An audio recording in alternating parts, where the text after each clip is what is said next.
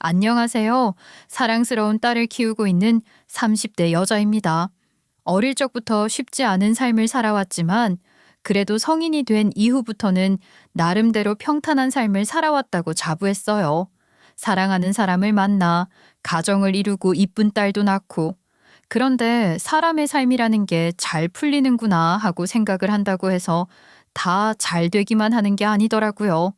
기쁜 일이 생긴다고 하면 가끔은 힘든 일도 생기고 가끔은 화가 저는 일도 생기고 슬픈 일도 생기고 그런 게 사람 삶이라는 건 어릴 적부터 겪었기에 잘 알고 있었는데 제게 정말로 파도가 몰아치는 것처럼 엄청난 일이 하나 찾아왔습니다. 지금부터 제가 그 일을 어떻게 이겨냈는지 여러분들께 천천히 들려드리고자 해요. 그럼 시작해 보겠습니다.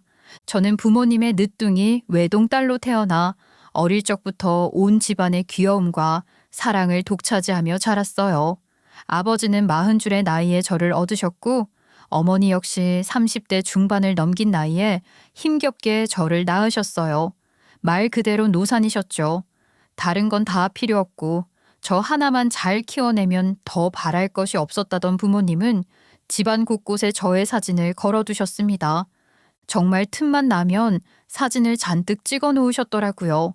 장난감을 가지고 노는 것도, 목욕을 하는 것도, 비눗방울을 불 때도 잘 때도 모든 순간들을 부모님은 소중히 기록해 놓으셨어요. 특히 아버지는 하루가 멀다 하고 제게 애정 공세를 퍼붓곤 하셨고 어머니는 저의 손톱과 발톱을 하나하나 다 깎아주시기도 하고 품에 꼭 안고 주무시곤 했어요. 그렇다고 마냥 사랑만 주지는 않으셨습니다. 그런 말 다들 알고 계실 거예요. 외동으로 낳은 아이들은 곱게 사랑받고 자랐기 때문에 버르장머리가 없다는 말. 하지만 저는 예외였어요. 부모님께서는 제가 그런 소리를 듣지 않게끔 무척이나 예의 바른 아이로 키우셨거든요. 어딜 가도 먼저 인사를 하는 습관을 들이도록 하셨고 나쁜 말 대신 예쁜 말을 해야 한다고 가르치셨습니다. 아버지는 일용직으로 건설 현장을 전전하시면서 항상 밖에서 힘든 일을 하셨어요.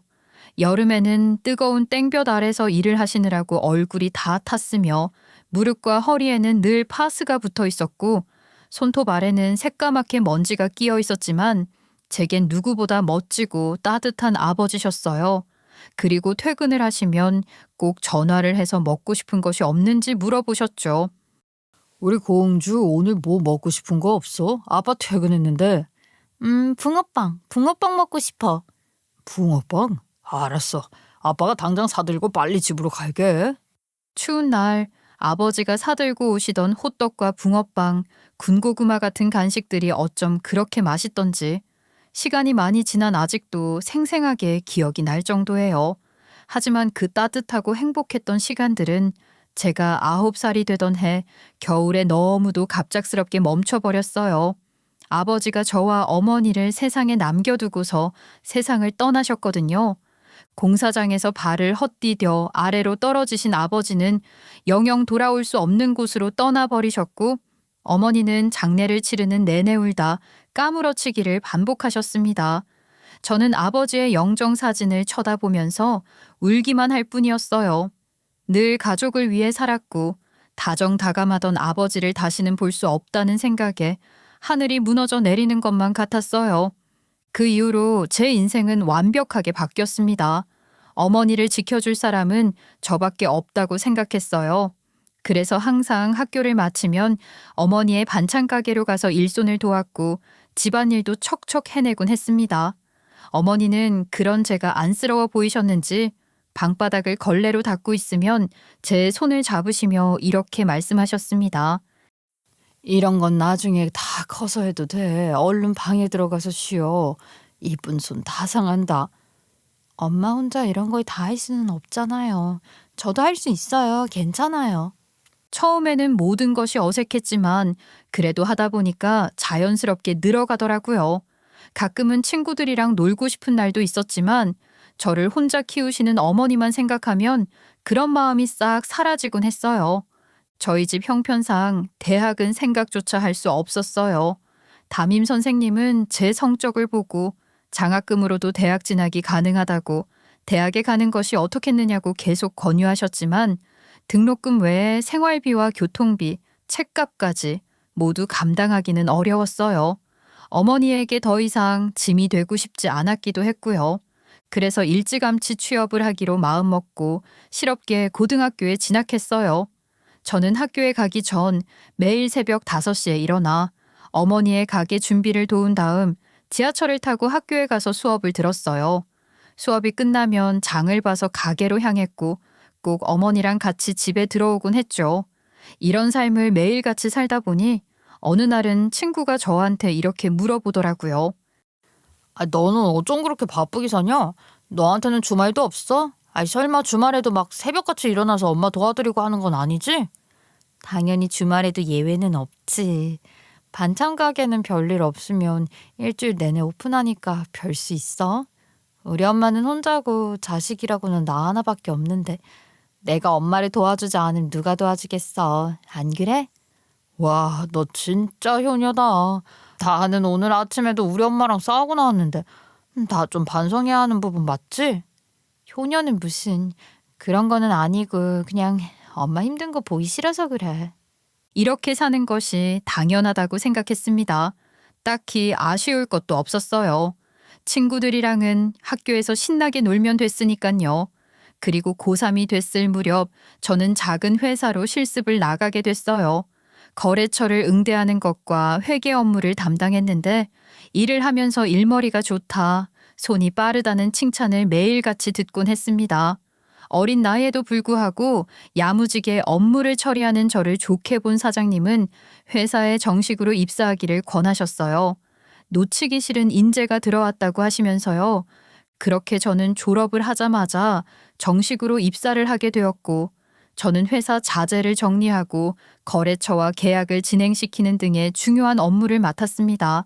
그리고 정식으로 첫 월급을 받았을 때 제가 제일 먼저 한 건 바로 어머니의 옷을 사드리는 것이었어요.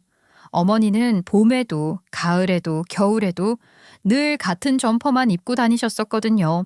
그래서 새로운 옷을 좀 입으셨으면 하는 마음에 점퍼를 하나 사드렸어요. 예상했던 대로 어머니는 손사래를 치면서까지 됐다고 거절을 하셨습니다. 아유 세상에, 너 이제 취업해놓고 벌면 얼마나 번다고 이걸 사.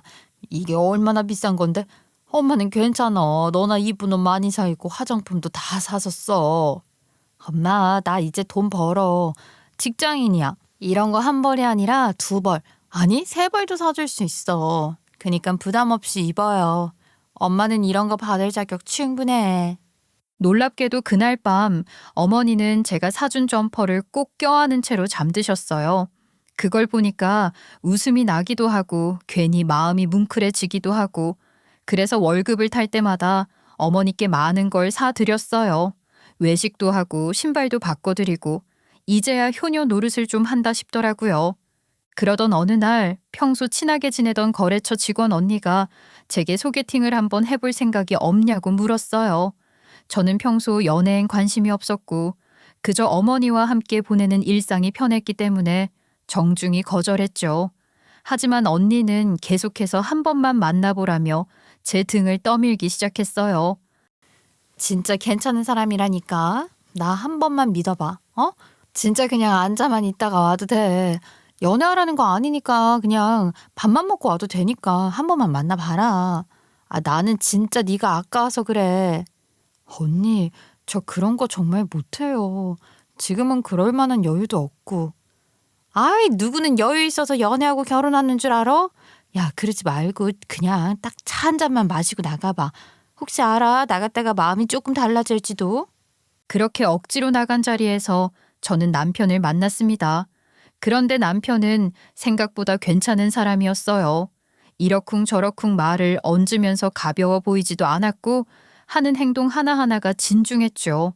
한마디를 할 때마다 깊은 생각을 하면서 내뱉는 것 같았어요.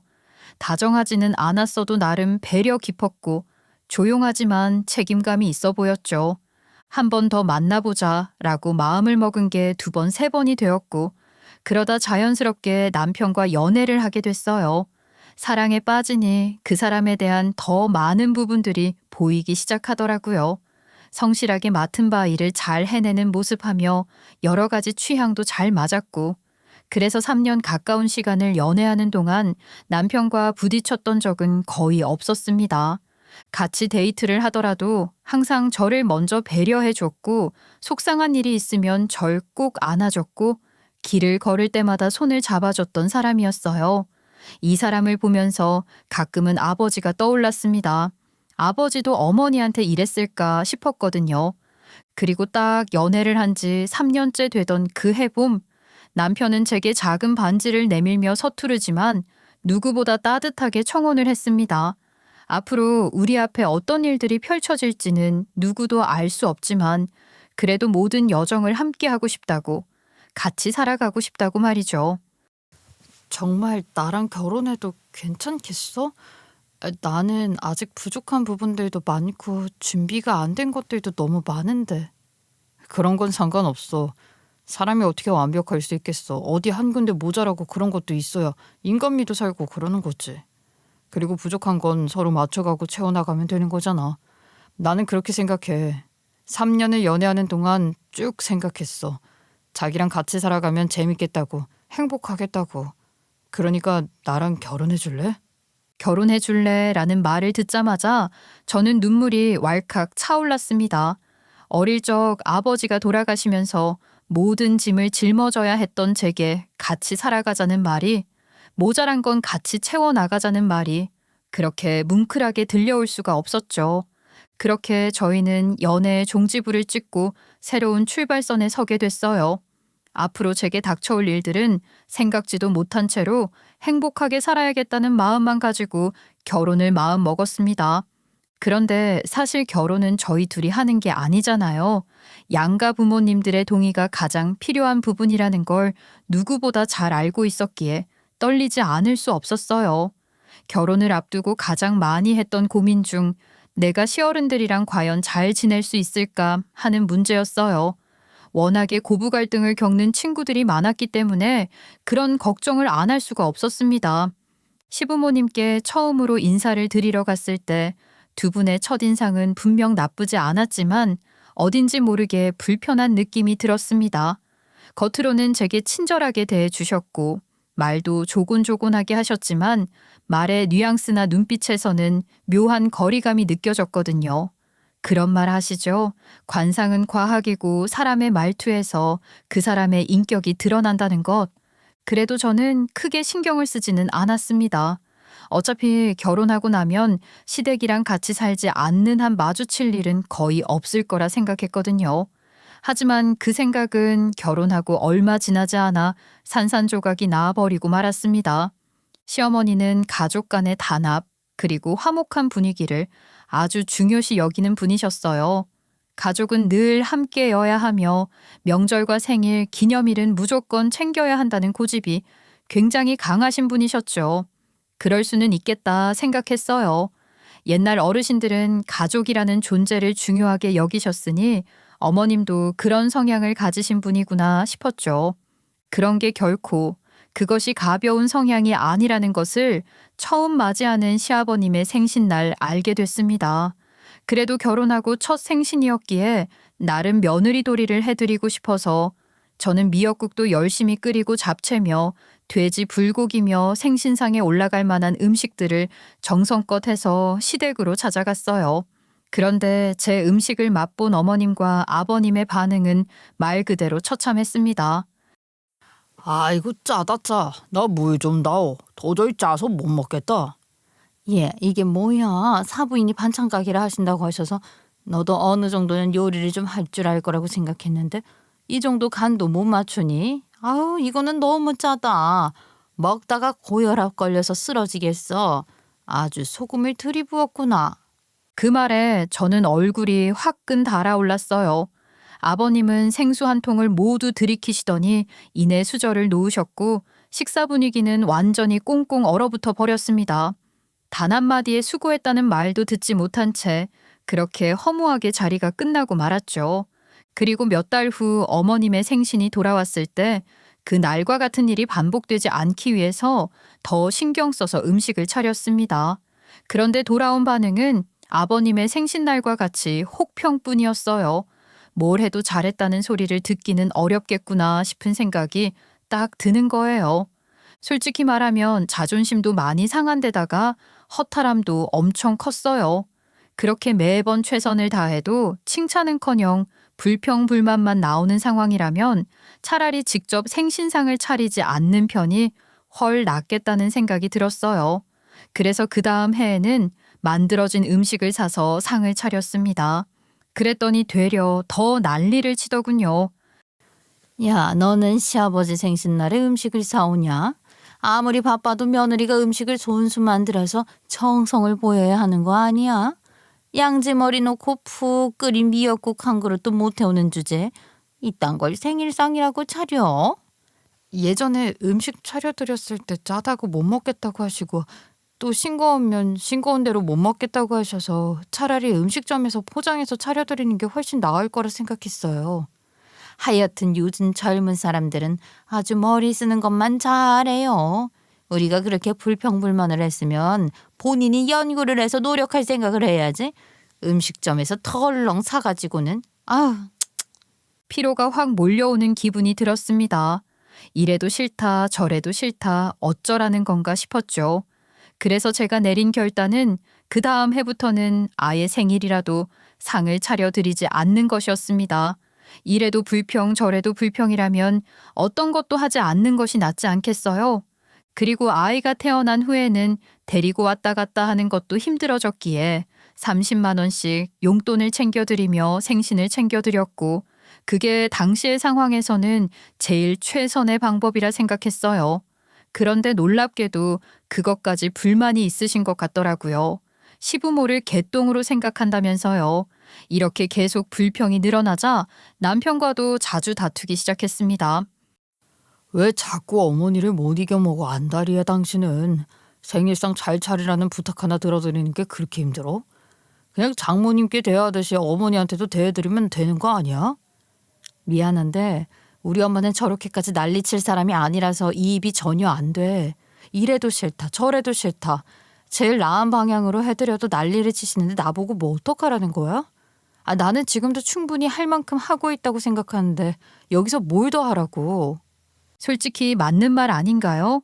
생일은 매년 돌아오는 거고 생신상을 정성스럽게 차려드려도 안 좋은 소리만 돌아오는데 뭘 그렇게 기를 쓰고 생신상을 받고 싶으셔서 안달을 피우시는 건지 이해를 할 수가 없었어요. 어머니는 시어른들에게 잘 해드리라고 제게 핀잔을 줬지만 시부모님이 하시는 걸 보면 잘 해주고 싶은 마음이 들다가도 쏙 도망을 쳐버리고 마니 어쩌겠어요. 그렇게 계속 사소한 문제로 남편과 옥신각신하며 싸움을 하던 어느 날 저희 집에 예상치 못했던 불행이 찾아왔습니다. 건강하시던 어머니에게 암이라는 무시무시한 질병이 찾아온 것이었어요. 그냥 평소처럼 속이 쓰리고 좀 아프길래 동네 병원에 갔더니 큰 병원에 가서 검사를 받아보라는 거야. 뭘 이까짓 것 가지고 큰 병원에 가보라고 하는 건가 싶었는데 알고 보니까 위암이라고 하네. 2기에서 3기로 넘어가는 단계래. 뭐? 2기에서 3기? 엄마 그럼 심각한 거 아니야? 그냥 수술하고 항암 치료하고 하면 되는 거지 뭐. 괜찮아 별거 아니야. 어머니는 마치 남의 일인 것처럼 아주 덤덤하게 말씀하셨습니다. 저는 하늘이 노래지는 기분이 들었어요. 어머니는 누구보다 성실하게 살아오셨는데 하늘도 무심하시지. 어머니는 저를 위해 모든 걸 다 해주셨는데 저는 어머니를 위해서 할 수 있는 게 아무것도 없다는 현실이 너무나도 믿기가 힘들었어요. 하염없이 눈물만 펑펑 쏟아졌어요. 앞으로 어떻게 해야 하나 싶었고 항암 치료를 진행하는 과정이 무척이나 힘들 거란 걸 알고 있었기에 불안하기도 했어요. 그렇게 몇 시간 동안 계속 울고만 있다가 퇴근한 남편이 집으로 들어왔고 눈이며 코며 온통 퉁퉁 부어버린 제 얼굴을 보고 남편은 놀라 물었습니다. 왜 울고 있어? 무슨 일 있어? 여보, 어떡해? 엄마 위암이래. 2기에서 3기로 넘어가는 단계에서 발견됐고 앞으로 항암 치료랑 수술도 하셔야 할 거래. 어떡해? 남편은 제 말을 듣고 말없이 소파에 앉아 한참을 뭔가 골똘히 생각하는 듯 했습니다. 침묵 속에서 저는 눈물로 얼룩진 손수건만 매만지고 있었어요. 거실엔 조용한 시계 소리만 들려왔죠. 제게 무슨 말을 꺼내야 할지 한참을 고민하는 것 같아 보였습니다. 그런데 남편은 제게 뜻밖의 이야기를 해왔어요. 바로 본인이 저희 어머니의 병간호를 도맡아 하겠다는 것이었죠. 조금은 당황스러웠어요. 남편이 이런 이야기를 꺼낼 거라는 생각은 해본 적도 없거니와 이렇게 단호한 표정으로 결단을 내리듯이 말하는 것도 처음이었거든요. 그리고 어머니의 딸인 제가 아니라 사위가 직접 병간호를 해주겠다니 여러모로 놀라지 않을 수가 없었죠. 당신 출근은 어떻게 하고? 다음 주부터 재택근무하는 걸로 돌리면 돼. 내가 생각해봤는데 지금까지 장모님한테 사위로서 잘해드린 게 아무것도 없는 것 같아. 장모님께서는 나 갈 때마다 항상 너무 잘해주셨는데도 내가 너무 무심했던 것 같다는 생각이 들더라. 조금 늦은 것 같기는 하지만 이제라도 내가 할 수 있는 만큼 잘해드리고 싶어. 병간호 해본 적은 있어? 생각보다 쉬운 일은 아닐 거야. 쉬운 일이 아니라도 별 수 있나? 내 장모님인데, 당신을 낳아주신 분인데 힘들더라도 기꺼이 견뎌내야지. 장모님이 낳으실 수만 있다면 뭔들 못하겠어. 아무렇지 않게 그렇게 이야기를 해주는 게 정말 고맙더라고요. 저라면 쉽게 내리지 못했을 결정인데도 남편은 아무렇지 않게 말을 해줘서 눈물이 날 정도였어요. 그렇게 남편은 직장에 재택근무를 신청하고 오전에는 어머니가 입원한 병원으로 찾아가 어머니를 간호했어요. 아이는 유치원 종일반에 맡겨두고 저는 퇴근 후 곧바로 병원으로 달려가 어머니의 얼굴을 보는 것이 일상이 됐습니다. 어머니는 남편이 병간호를 정성껏 해주는 모습을 보면서 남편에게 많이 고마워하셨어요. 매일 아침이면 병실에 도착해서 물통 안에 물을 새로 채워드리고 침대 시트와 이불을 하루마다 갈았고 어머니에게 통증이 찾아오면 망설임 없이 간호사 호출벨을 눌러서 대처를 해줬다고 하더라고요. 식사 시간이 되면 죽이나 밥을 한 숟갈씩 정성스럽게 떠먹여 드리기도 했고 어머니가 주무실 때에는 옆자리에 있는 의자에 앉아 노트북으로 조용히 업무를 처리했어요. 그리고 틈만 나면 어깨든 다리든 열심히 마사지를 해준다며 어머니는 제가 갈 때마다 자랑을 하셨습니다. 예, 오늘 최서방이 내 발도 주물러줬다. 여기 다른 환자 보호자들은 최서방이 내 아들인 줄 알아. 그래? 엄마는 사위 잘 봐서 좋겠네. 사위한테 마사지도 다 받고. 그럼 좋다마다지. 세상에 이런 듬직한 사위가 어딨어. 사람들이 다 부럽다고 해. 너도 최서방한테 잘해. 이런 남자 없다. 별것도 아닌데 비행기 태워주시면 좀 쑥스럽습니다, 장모님. 우리 장모님께서 편찮으신데 당연히 제가 옆에서 열심히 간호해드려야죠. 남편은 살짝 쑥스러워하듯 웃으며 말을 했습니다. 그런데 이상하게 그 얼굴이 서늘하게 느껴지는 거예요. 말투도 표정도 나무랄 데 없이 밝았는데 왠지 모르게 피부에 닭살이 오소소 돋는 기분이었죠. 저는 그 느낌을 애써 지우려고 했어요. 그냥 내가 오늘 좀 예민한 날인가 보다 하면서 아무렇지 않게 넘겨버렸죠. 그리고 며칠 뒤 퇴근을 하고 병원에 간 저는 깜짝 놀랐습니다. 병실에 남편과 시부모님이 모두 와 계셨거든요. 당황한 표정을 지으며 병실 안으로 들어가니 어머님은 평소와는 다르게 사람 좋은 미소를 지으면서 저를 맞이해 주셨습니다. 아이고, 우리 며느리 왔구나. 일하고 오느라고 피곤하지? 아니에요, 어머님. 근데 언제부터 와 계셨던 거예요?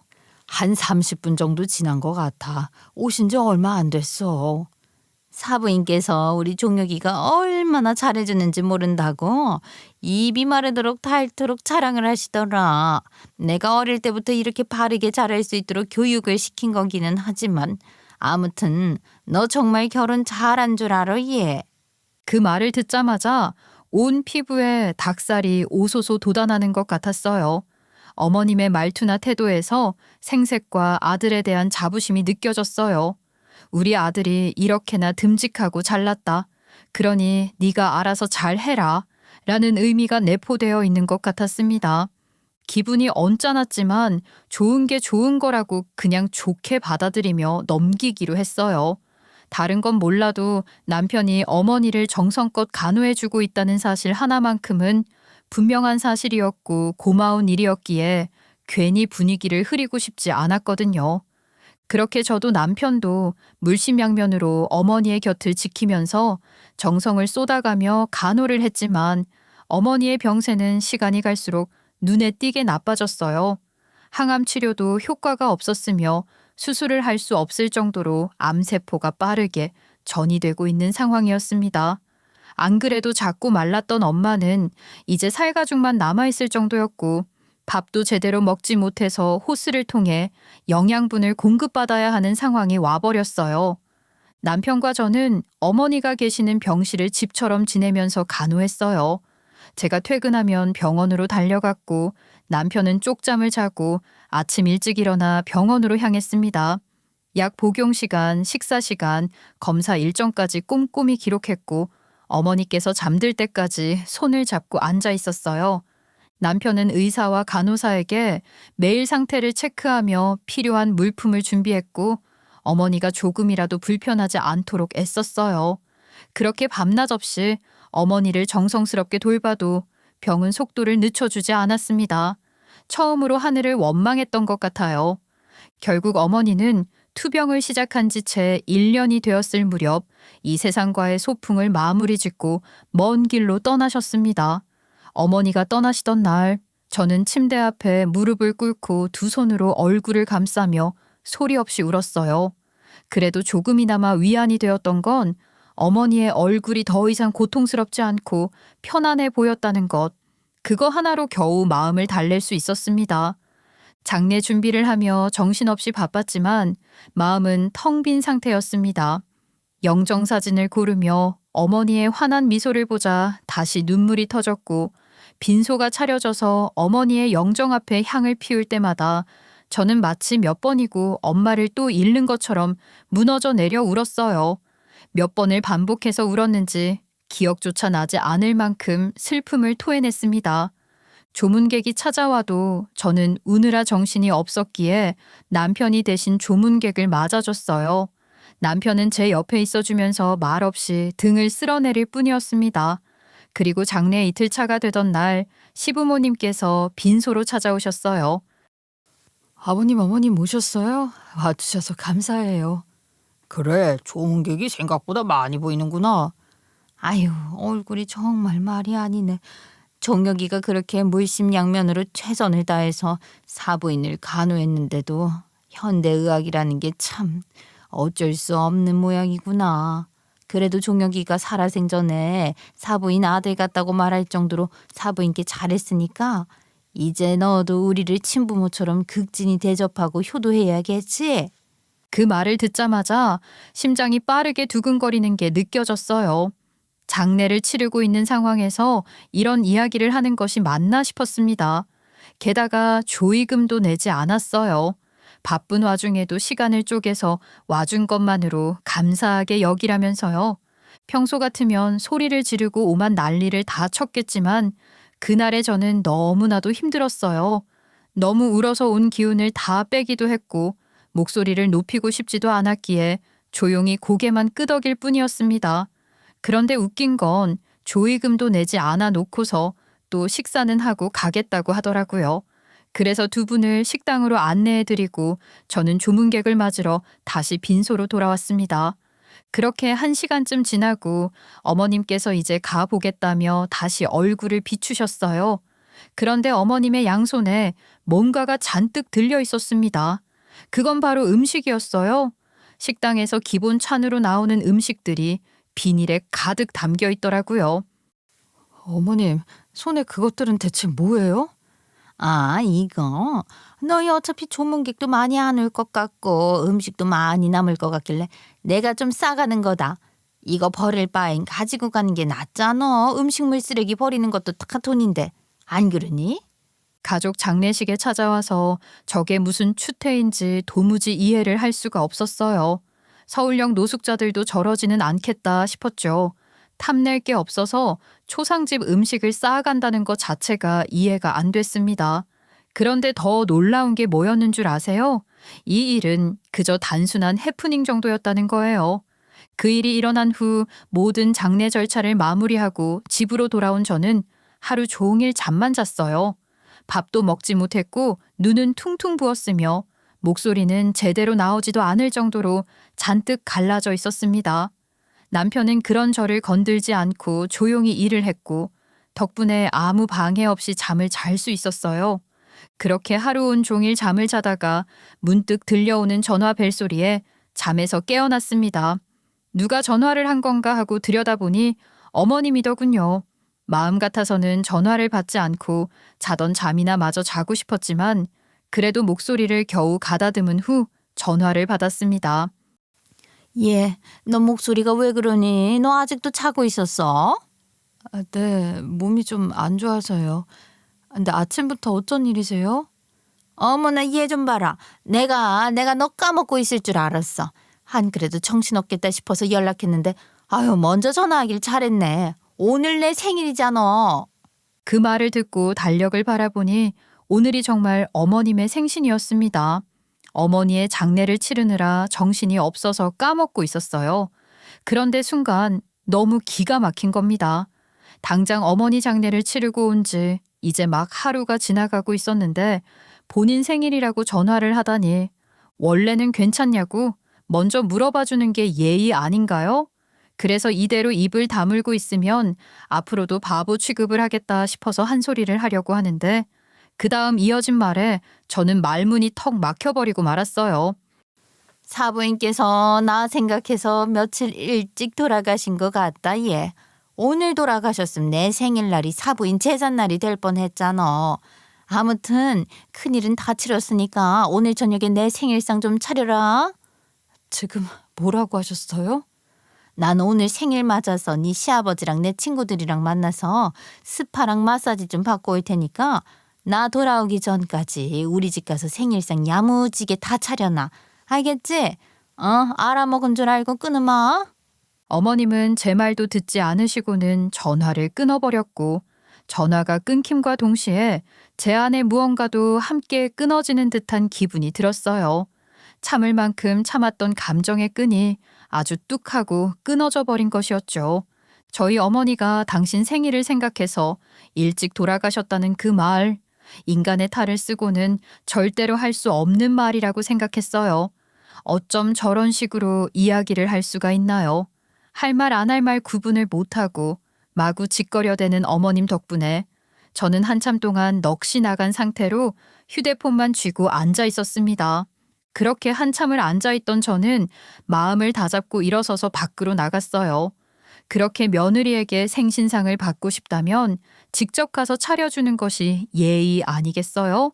그래서 어머님께 평생 잊혀지지 않을 생신상을 차려드리려 마음을 먹었습니다. 그렇게 저는 남편보다 먼저 시댁으로 향했어요. 남편은 일이 있어서 저녁에서야 온다고 하더라고요. 어머님과 어머님 친구분들, 그리고 아버님은 계시지 않는 상황이라 집안은 온기 하나 없이 조용했습니다. 저는 신발을 벗고 조용히 들어가 부엌으로 향해 찬장을 열고 그릇을 꺼내고 어머님이 그렇게도 원하시는 생신상을 차리기 시작했어요. 그렇게 모든 걸 준비를 하고 나니 어느덧 창밖의 해가 뉘엿뉘엿 저물고 있더라고요. 그리고 얼마 지나지 않아 현관 비밀번호 소리가 들렸고 문이 열리면서 어머님, 아버님, 어머님의 친구분들이 잇따라 소란스러운 소리를 내면서 들어왔습니다. 어머님은 저를 보시고는 활짝 웃음을 지으시며 너스레를 떠셨어요. 어머나 우리 며느리 벌써 와서 준비를 하고 있었어. 봐봐 내가 뭘 했어. 우리 며느리가 이렇게 바지런하고 나를 위한다니까. 요즘 이런 며느리가 세상에 어딨어. 속정도 깊어서 내가 안 예뻐할 수가 없다니까. 아이고 그러게나 말이야. 아주 효부다 효부. 우리 며느리도 이 집 며느리 반의 반만 닮아도 기분이 좋겠구만. 그렇게 말씀해 주셔서 감사합니다. 어머님 생신이셔서 제가 일찍 도착해서 상을 다 차려놨어요. 이제 드시기만 하면 돼요. 이쪽으로 오셔요. 그래, 우리 며느리가 얼마나 정성스럽게 상을 차려놨는지 한번 볼까?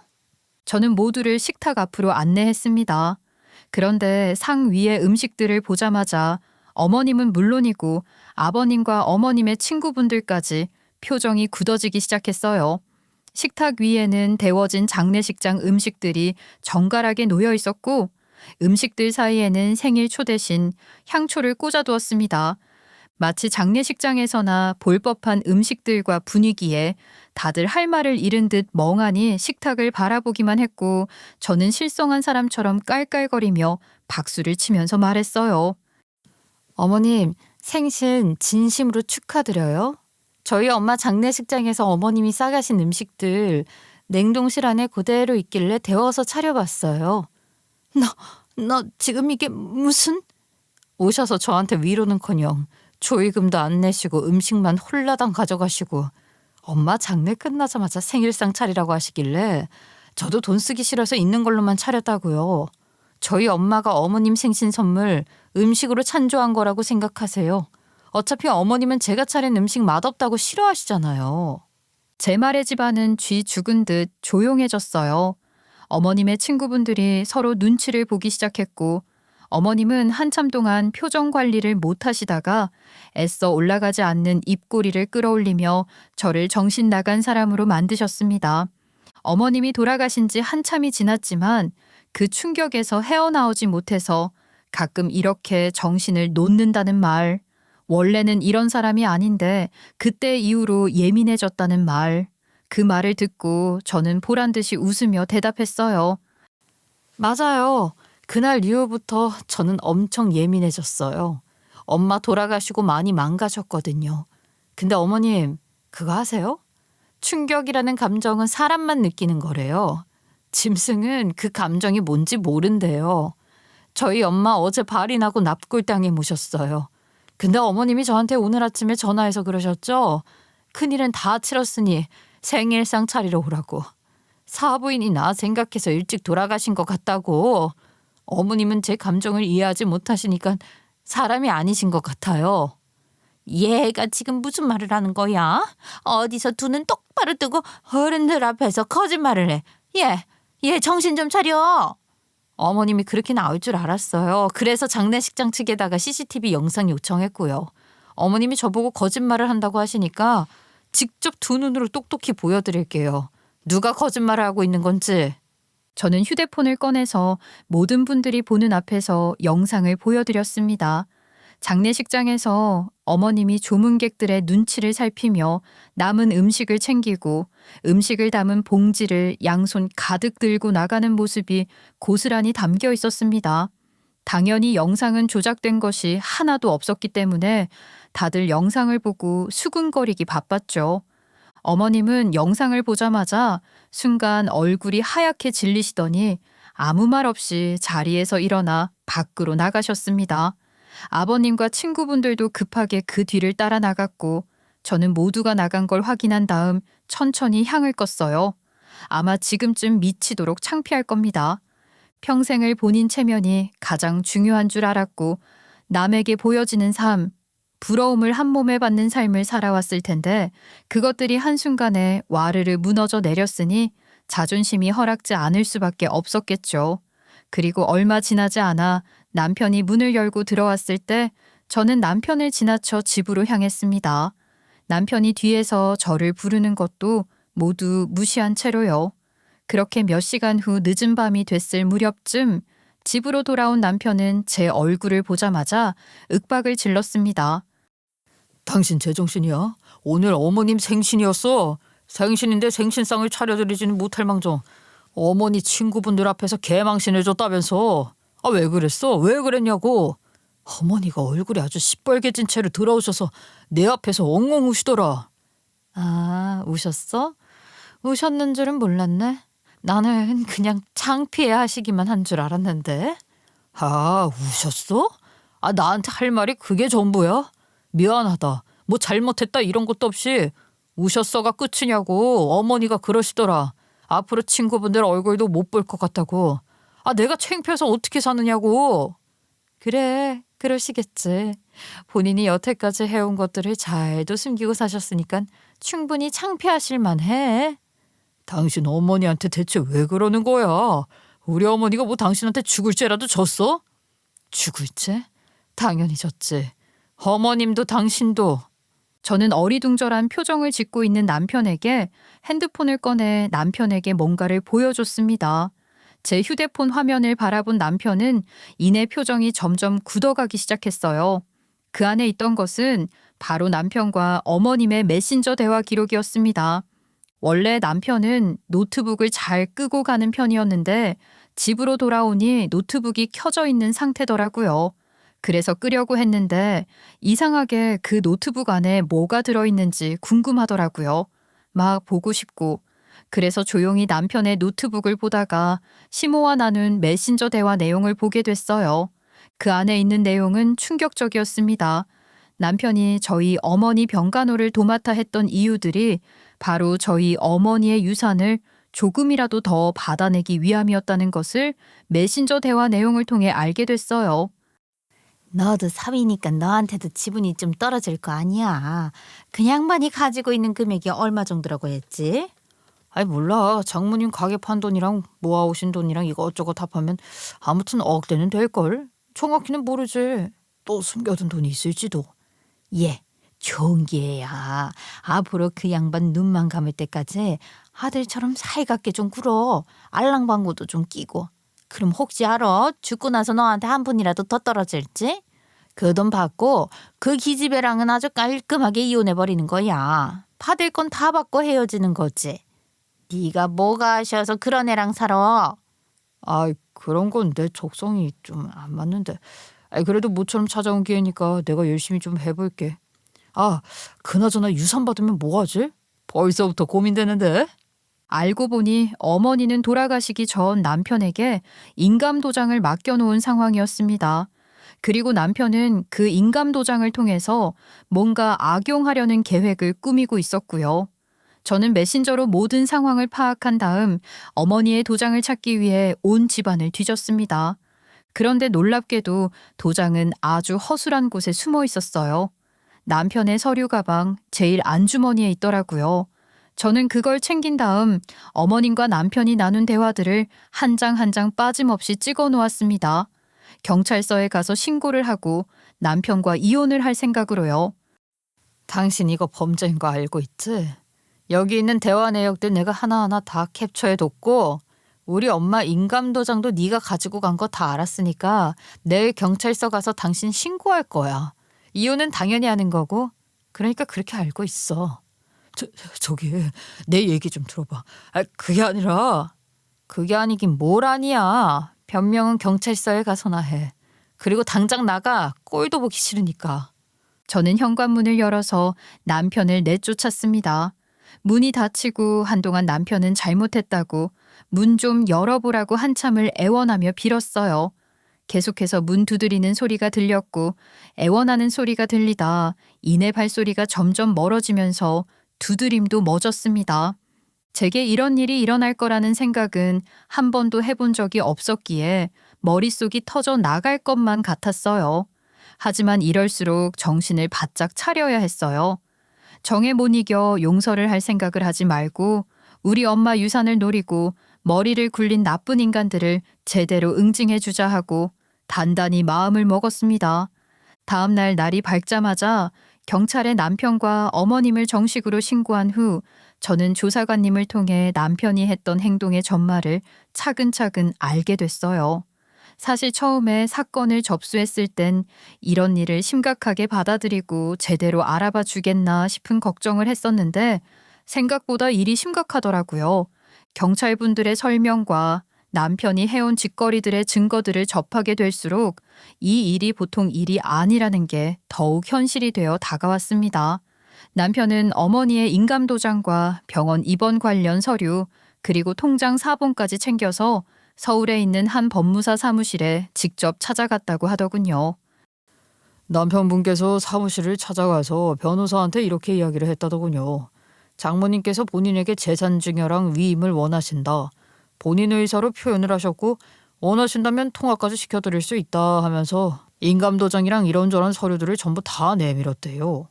그래서요?